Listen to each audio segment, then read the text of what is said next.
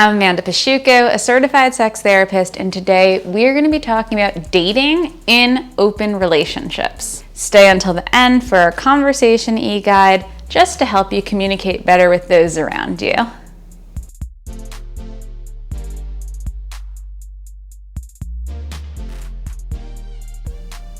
I've been working with couples in the open relationship world for over 6 years, and I'm here to talk to you about what I've taught them on dating and what's different in this scene than in dating as a monogamous person. So in a culture that talks about one person meeting all your needs, open relationships change the entire narrative. Being open to more than one intimate or sexual partner is part of what being in an open relationship is all about. Recent studies show that 14% of people in Western countries right now, 14% admit to openly being in a non-monogamous relationship. So that's an interesting statistic that's becoming a little bit higher and higher each time that they're doing the data. Dating in an open relationship is different than dating single because you have other partners probably or potentially that you need to still be sharing your thoughts, feelings, concerns, and desires with. You want to speak for the emotion, not from the emotion if you're angry or upset.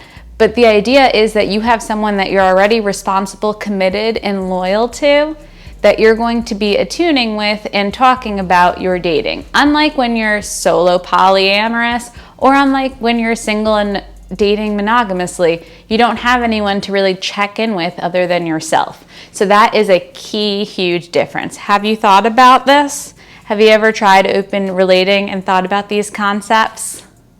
Another key part is that everyone in the dynamic, when you're in an open relationship, has the ability to talk about their feelings, thoughts, and desires. Valuing time and commitments is important in these types of relationships, especially because other people are affected when you start to change your plans. When you add people into a dating romantic relationship, it gets exponentially more complicated. In an open relationship dynamic, what we learn is that time is actually limited. It's the resource that we all have the same amount of.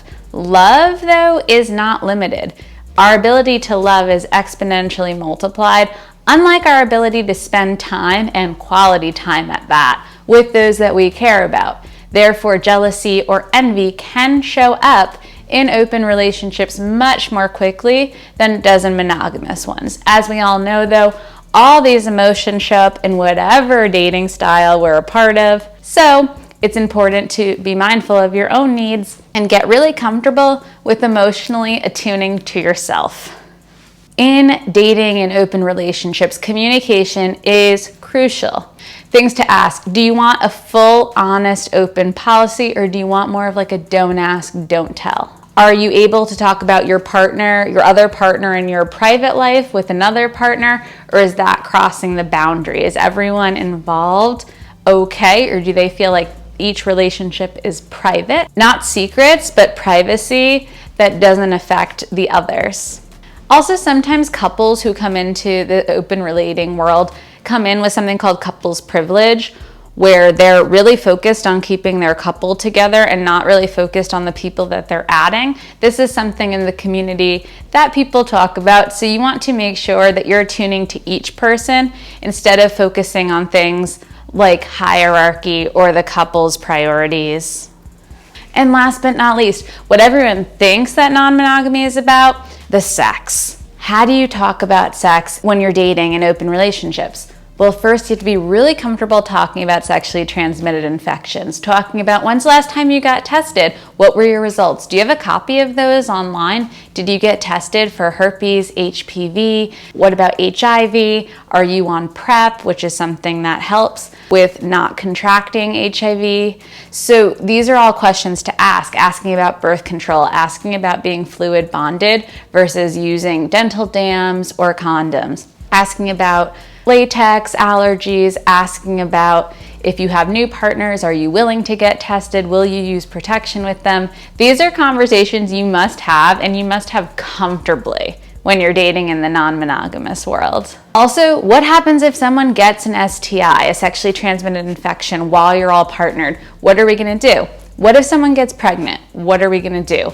What if someone ends up getting really sick? Who's gonna be the person that would go and take care of them, especially if we have something more rigid where it's like you see this partner on Tuesdays and Thursdays and this partner every other weekend. Is there flexibility or room in case something changes or goes awry? Not just because sex goes awry, but things happen. So it's important to take all of these into account. Thank you for staying until the end. As a thank you for watching, scroll to the bottom, click the communication e-guide as a thank you for watching. This is really helpful in being able to speak and have your message be heard. So I would highly recommend downloading it. If you like this video, hit like, subscribe, and the bell. I release new videos Wednesdays, 9 a.m. Eastern Standard Time. Say hi on Facebook, Instagram, Twitter, YouTube, at The Sex Healer, or at Amanda Pasciucco. Hope you have a wonderful day. See you next week, and thanks for watching.